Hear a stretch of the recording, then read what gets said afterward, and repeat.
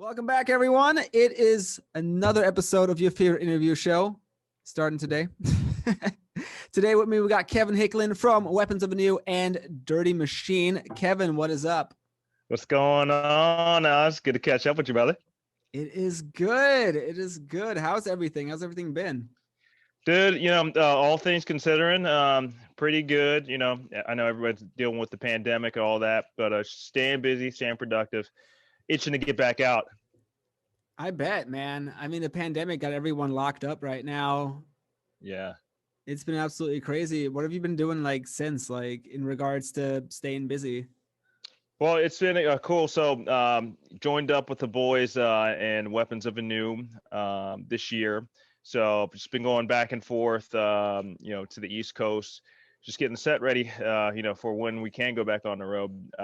We've been really, really fortunate during this time. We dropped a single of it's actually a Chainsmokers cover. We did Sick Boy, and Nice. It's been doing really well on rock radio. Thank you, to everybody out there who've been supporting it, streaming it. We've been seeing the effect of it. But yeah, just getting all that ready, and also staying at work with LA's infamous Dirty Machine.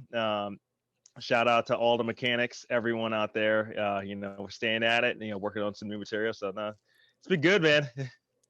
That's awesome. You know what's crazy with the Weapons of ANEW track, Sick Boy? It showed up in my Spotify algorithmic, I think daily mix before I even knew that you were in it. I was like, the song's awesome. It came on a few times while driving around. I'm like, this is dope. Yeah. And then it's small world, man. It's absolutely crazy. Yeah, man. It's one of those things too. I talk with them. I've been having a blast with those guys, and they've just been just super welcoming, just having a blast. But had the pandemic if it hadn't happened, they were so busy with their schedule, I may not have even been introduced to them. So it's crazy like that. Just trying to make the most out of just the times.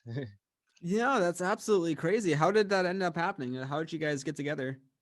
So I good friends with Chad Zaliga.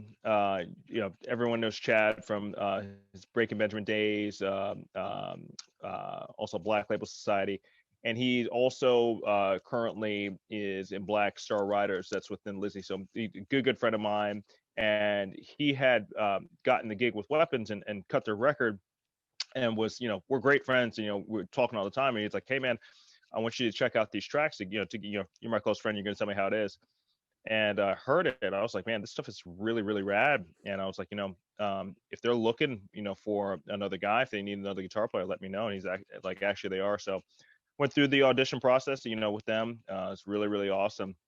And there's some great guys, man. They're most of the band is from the Bronx. They're New York guys, man. We laugh, man. We bust each other's chops, but they're really stand-up guys. Fantastic, really exceptional musicians as well. That's awesome. I absolutely love that. And you said that you guys are currently getting ready for shows, tours, maybe hopefully next year. Yeah, man. The minute that we can get going, we'll get back out. Weapons was actually out with Scott Stapp right before the pandemic hit. So they did some great bills. So yes, as soon as we can get going this way, keeping things fresh. So when the green light does happen, who knows when that is, we'll be ready to go. That's awesome. How's it been? I mean, because I know you're in Los Angeles. How's it been traveling back and forth with the restrictions? How does that work, especially East Coast? I know New York has a quarantine thing going on. How's that working? Yeah. It's actually, it's not as daunting as maybe you would think. I think just because of the just all the airports have things very, very organized. They want people to travel. It's their industry. So, surprisingly, it's very, very organized. There's actually one time I came in and almost missed my flight because it was at 6 a.m. So I was like, LAX. I was like, there's gonna be nobody there. So I tried to show up 45 minutes early, and there was a line out, the street. So That's crazy. I was like, I was maybe a little late for this one, but I made it. But it goes in kind of ebbs and flows. Some people will travel, for certain periods, and then sometimes you go to the airport and it's ghost town. So it's nuts, man. For sure. And is that so when do you fly into New York, or what do you fly into? Newark, actually. So Jersey. Oh, okay, so you fly into Drew. So it's probably a bit different than flying into directly into like NYC, I Yeah, guess. it's Yeah. just outside the city. It's still like a pretty major airport. So you see a lot of things there. But yeah, no, you're right. It is a different field as opposed to like flying into like LaGuardia. You know, yeah, or, yeah, that would just be I'm sure crazy. That's crazy. So, okay, you've played with Weapons of ANEW before. You said on with no, was that with you or before you with the Scott Stapp thing? So I just recently joined Weapons. They were out before I was in the band, and right before the pandemic, they were out on tour with Scott Stapp. Gotcha. Okay, so that was before you had Yeah, joined. So, yeah. but before Weapons of ANEW, what would you say was your favorite live performance ever, and with whichever band, whatever Oh band, man. like one thing that really Um, just stands out as like that was hilarious or that was awesome or whatever you got. man, there's so many of it, man. Um, I'm trying to think like there's just been so many fun ones.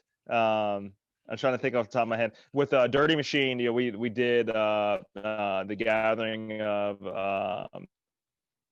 the Juggalos Oh, in sick. Okay. Pershing Square. That was surreal. To get a chance to play, just in everyone, from another city, but LA's, made us, their own sons. And so it meant a lot to do that show. But for me, it was really, really trippy because we got to do that bill also with Cottonmouth Kings, and then also I'm trying to think of who else was on the bill. It was ICP's on that, Ouija Mac, and Power Flow. So Power Flow has Sin Dog and also Billy Grazadeh from Biohazard, and that dude's like one of the reasons why I got serious about guitar, in Biohazard's early days. So we're playing that show, man, and we get fired up. We're doing our thing, and I turn around and I see Billy like standing, by my rig, and he's got his phone out. He's filming me, bro, and I was like, dude, this is. I hit up like all my childhood homies. I was like, you're never gonna believe this, man. It was a dream come true. That guy's just done so much for heavy music, for hardcore, metal. And it's awesome, to get a chance to hang out with those guys. It's always really cool, and I'm always really grateful.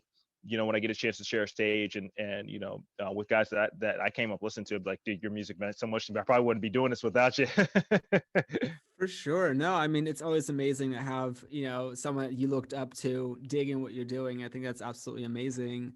Speaking about childhood heroes, what got you into wanting to play music? What are some of your early influences and what made you want to pick up a guitar? Um, Did is the story I always tell.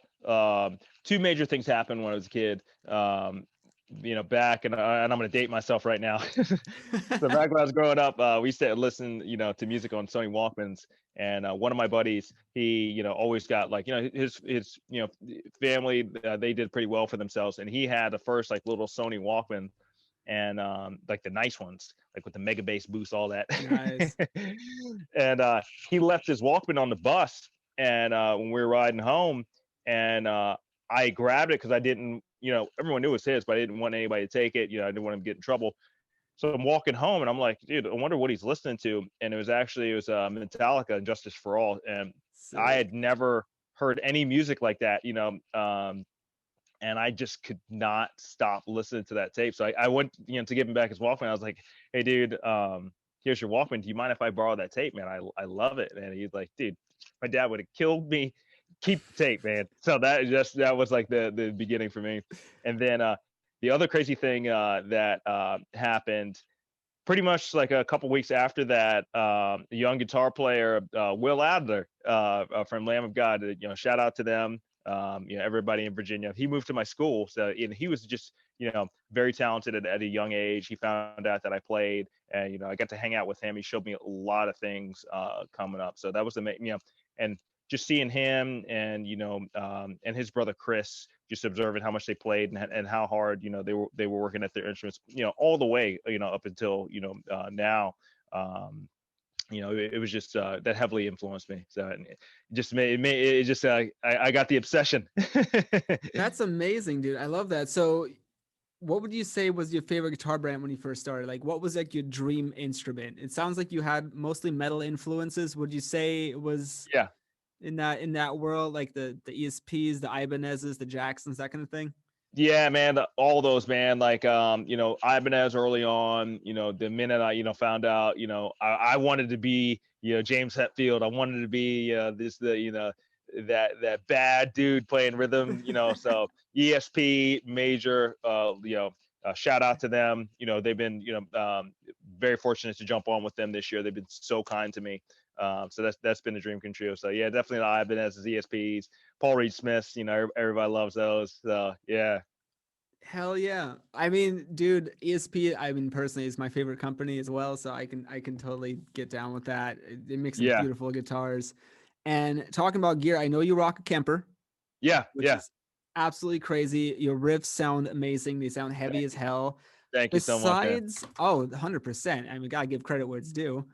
Um, Besides the Kemper and the ESP, are there other maybe non-music related items that influence you to write? Maybe movies or maybe who knows, like Dude, yeah, outside of music. that's funny that you say that, man. All the man, I love metal. I love anything heavy, but I do listen, to a lot of music. Listen to a lot of hip hop. A lot of like you name it. Even down to I shock some people because I listen to country because I love songwriting, Nice. movies, all that, and just being in I would say probably the most like indirect thing that would be hard to grab is just like living out in LA. I have a lot of uh, great friends on the west side that are in they're actors, and it's entertainment, but it's a different world. When I talk to them about like their roles and different influence on me. So yeah, I would definitely say my acting buddies. That's awesome. Have you ever tried acting? I jumped in like a couple buddies shorts, when they had they approached me and were like, "Hey, we had somebody flake, would you jump in?" It was cool, man. But yeah, what's crazy is when we're always talking about because they get just as curious. I'm like, dude, you like what's it like playing show us actors like we like our whole bodies and everything is like an instrument, Yeah. it's trippy to look like, to look at it that way. Yeah, it is crazy. I mean, it's a Yeah. whole different art form, but I feel like there's so much people can relate to, like between each other, between musicians and Yeah. actors. Like it's so emotion based, And I was just having this Yeah. conversation with my girlfriend, who is actually an actor. So it's like she used to be into music, and we can just I don't Yeah. know. It's a really good connection, being able to talk about different art forms, and I Yeah. absolutely love that. It crosses over. Yeah. It's one of those things. Yeah. It absolutely awesome. What about outside of what about like video games? Are you into games? I know a lot of people I've had on here are gamers themselves. You know what? I that's the one thing I came up on like all the old school games. The last thing I really played was like Need for Speed. Hell yeah. That's So good stuff, I dude. respect it, but like I'm such a music nerd, man. Like the minute I got my hands on like I can have a studio at my home on a computer, that's where like eats up most of my time. So yeah, I love recording, editing, all that, man. I nerd out on all that, man. No, I feel you. I absolutely love it. I mean, dude, recordings just become so easy these days, and I absolutely you just bust open a laptop and just write down whatever you need to do. Like just get a whole album going if you need to. What would you say your favorite album is Yeah. of 2020 so far, or favorite EP, favorite album? Oh man, I would definitely say "Bring Me the Horizon." They killed it. I love how they led up to it. With how they did. Their singles. That to me, they are just. It's awesome to also see the evolution of them. They've really been killing it. It's also, according to Spotify, my anthem for the year is by GFM, Gold, Frankincense, Myrrh. I love them.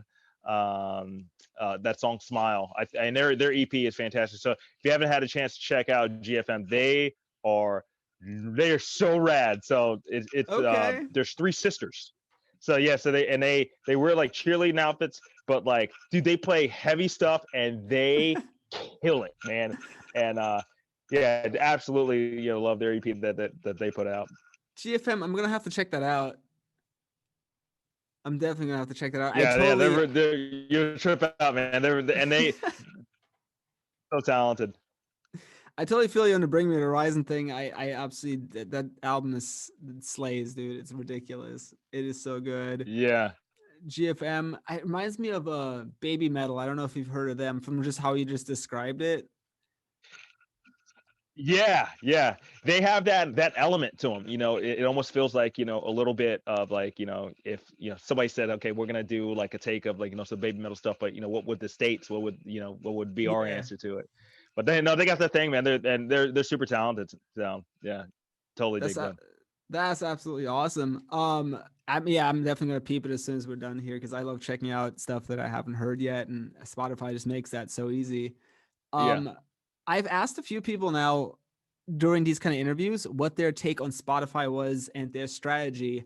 What would you say the best approach is to Spotify? Do you like it? Do you hate it? As a musician, I know opinions are really like black or white on this one. What's yours? It's I like to take things, with the good and the bad and the bad and the good. I think the toughest effect, obviously, for all working musicians is you don't see like the type of like, revenue and income as you would like, back in the days, when you're selling, records and stuff like that, or, CDs or whatever. That's the tougher side, but the big plus to Spotify is your music, definitely gets, exposed to a much broader demographic. It can be around the world, in less than a day. So that's been the greatest thing, is, you having the opportunity, to have your music introduced, to, audiences that, back in the days, you wouldn't be able to, to get to unless you had like, a major deal. So for sure. I remember reading that Clutch used, I think it was it might have been Napster. Remember when Napster was like a thing? They used it as a way to get their music worldwide with like as a digital distribution channel, even though it was for free, but it enabled them to tour everywhere. Yeah, like, man. I think that was the blueprint for what's happening now. And if I'm not mistaken, isn't the guy that invented Napster also the inventor of Spotify? I swear it's the same dude. I mean, it would make sense. I know one of the dudes that did Napster, because that's, I'll watch movies here and there, but he had something to do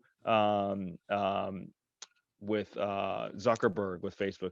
Whoever's tuning in, they'll probably be able to tell, because I think it's in that movie, the that they did about Facebook. But yeah, he's the dude who started Napster. So yeah, he's done a couple different companies that you'd be surprised. Some people are crazy like that, man. That is crazy. I had no idea. I mean, yeah, it doesn't surprise me. I mean, if you have good ideas, you got good ideas all around, I would say. Right. Yeah. That's absolutely nuts. Okay, so yeah, no, I'm totally with you on that one. I think Spotify as a consumer is absolutely great. I mean, I've never found this many great, awesome artists. And as a musician, I love that so many people can easily find the music that's, being made. Yeah. I feel like more artists now have a chance to be doing something than ever before. And I think it's absolutely beautiful, which, I agree. Brings me to my next question. What do you feel in the debate on independent versus signed? I go back and forth. Every deal is different. It's unique to the situation. There are, some people that can step into, indie deals and make incredible things happen, and that's a part of their evolution. And there are, some artists that the major route is the way to go. In either scenario, to me, I think the main factor is that how is it going to work, for the act. Because a lot of things that thinking about when you move into that level, the artistic integrity, also your road schedule, and when you're thinking about going in different markets and some of the strategies, it does make a difference. So and there's as with everything, there's dynamics, yeah, and to me, the recording industry is ever evolving. That's Yeah. one of the exciting things. But what's really rad for me is to see, because I had my days like, when I was in like the DC hardcore scene in Washington DC. When you see, the smaller labels that started out, and then something that turned into like, Victory or like Ferret or Tooth and Nail, Hell yeah. those guys, were they would hand out flyers to shows of their bands, and now to see what they become, it's really awesome. Yeah, no, absolutely. I love to see the growth that some of these labels have Yeah, had, and then them obviously being able to, give that back to artists as well that they work with. yeah, I mean, I think being independent is awesome if it works out, if you have a plan, but I still, yeah, obviously having a label by your side, like you said, there's no black and white here. It's really deal to deal basis. And I was just having this discussion with, so I've been taking marketing classes now for 5 years for digital yeah, marketing. And one of my the teachers, the CEO that owns the whole company that I'm learning from, he is so anti-label, because I mean his company has worked with a lot of labels and artists on yeah, labels, and he's like so anti-label and so independent. But I feel like, I mean, that's fine for, it works out for some, but I feel like also there's a lot of doors that are closed. There's still a lot of right, gatekeeping. yeah, It's so individual depending on the artist, the situation, yeah, the music, the genre. yeah. So I totally agree with you. And the politics that at whatever label that that you're dealing with, and that's the kind of like the rougher waters of like of the biz. There's you hear about it all the time. A&Rs that sign a band and they're excited, and then that A&R makes a career move, and all of a sudden that act is not a priority there anymore. That's a reality and something to think about. There's a lot of people out there that that they're going to see those types of scenarios. And like I said, it's the type of thing where it's not a one size fits all. And you're right, dude. There is a difference when you see a major label release. It's around the Oh world. yeah. In an hour. It's Yeah. crazy, man. So there are still a lot of gatekeepers. There's a real thing.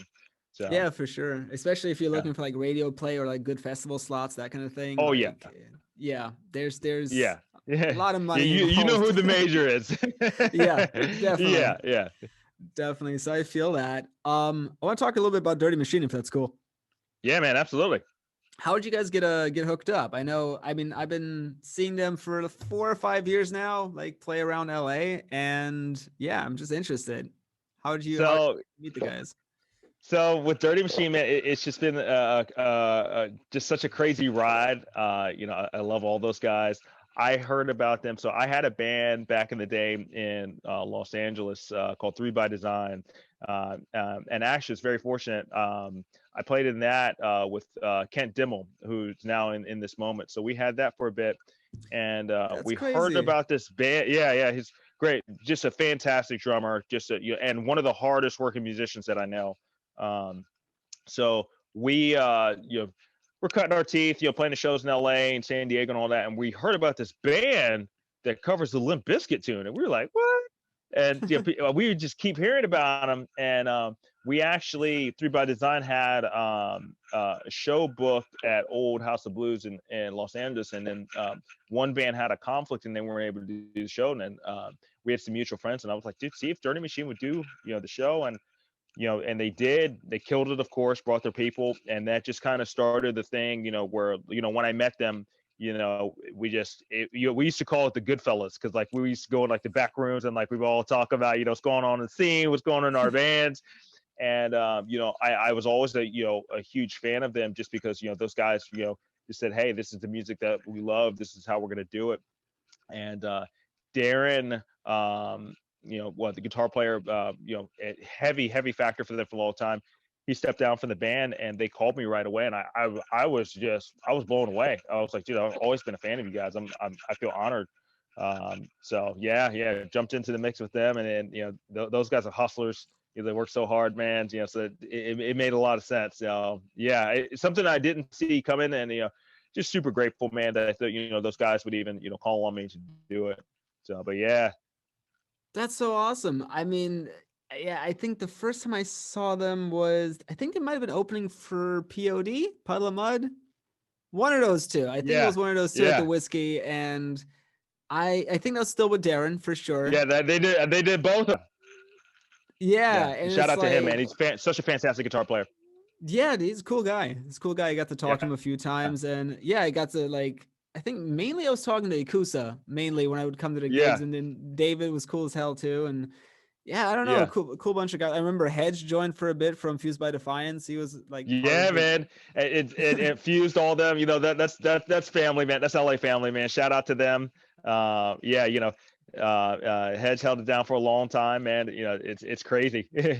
Hell yeah, dude. Man, I miss that. I Fused always killed it. Yeah, Yeah, it's so crazy like to see awesome bands come and go like that. Like, I mean, I yeah. guess they reformed lately, so So yeah, Fused is back. They have the singer is new, and they also have Ted from the North, fantastic drummer as well, oh no man. way. So yeah, those guys are homies as well, man. I love the Ted and all the guys. So it's also and you see people who keep at it, and some people go different seasons and stuff like that. But to see a guy like Ted join Fused, once again, it's like LA metal family. It's awesome Hell to see yeah. them link up. Yeah. And for those listening that don't know Fused by Defiance or any of the bands that we are currently discussing, I'll link it below and up top. I'll put like a little card so you guys can check them out.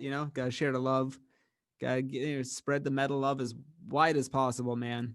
The LA scene is definitely unlike any other, and I absolutely love it. Still There you go. recording. I'll just We're edit. back. No We're problem. back. We are back with technical difficulty.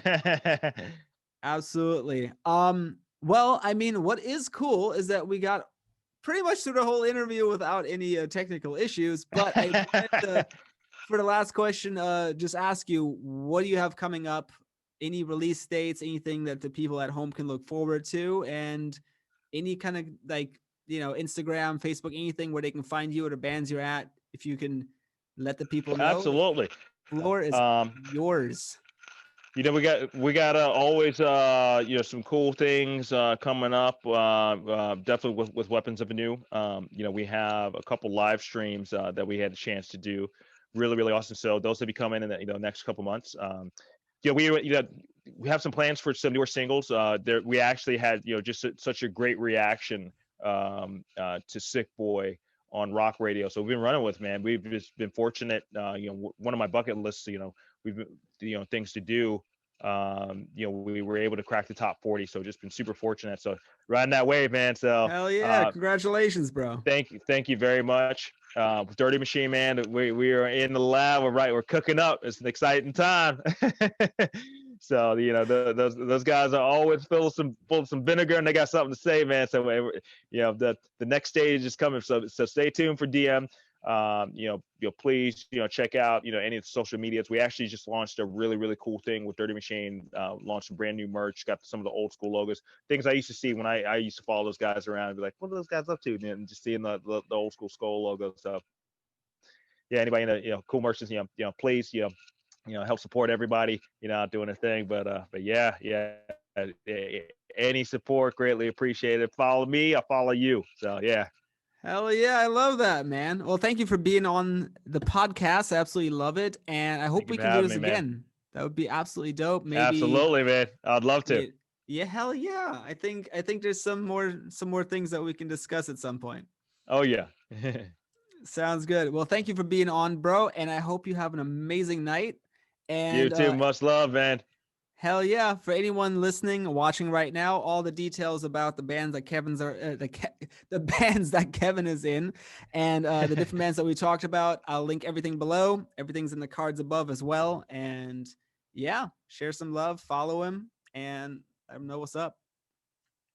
Right on. Peace out, bro. Take care, brother.